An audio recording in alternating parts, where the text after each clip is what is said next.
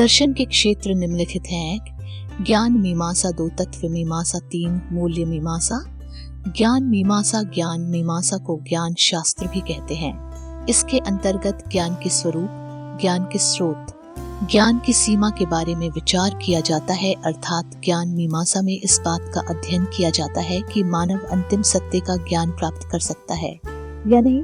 पहला मत तो है कि अंतिम सत्य का ज्ञान प्राप्त करना संभव है। दूसरा मत यह है कि अंतिम सत्य का ज्ञान प्राप्त करना संभव है, परंतु यह पूर्ण रूप से प्राप्त नहीं किया जा सकता। केवल आंशिक रूप में ही ज्ञान प्राप्त किया जा सकता है। तीसरा ये भी विचार व्यक्त किया गया है कि ये निर्णय कठिन है कि किसी के पास ज्ञान है अथवा नहीं। इस संदर्भ में संदेह की स्थिति बनी रहती है। तत्व मीमांसा इसके लिए अंग्रेजी में शब्द है मेटाफिजिक्स। इसका अर्थ हुआ जो भौतिक विज्ञान से भी परे है, उसे हम तत्व ज्ञान भी कहते हैं। इसकी अनेक शाखाएं हैं। यह मानव की आत्मा, शरीर, ईश्वर तथा प्रकृति के ज्ञान से संबंधित है।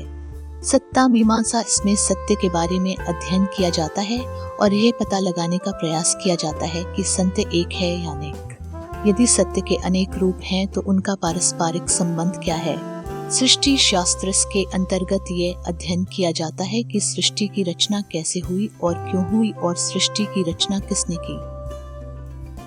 ब्रह्मांड विज्ञान, इस विज्ञान के अंततः ब्रह्मांड के बारे में अध्ययन किया जाता है और पता लगाने का प्रयास किया जाता है कि ब्रह्मांड एक है अनेक है। यदि ब्रह्मांड अनेक है तो उनका पारस्परिक संबंध क्या है।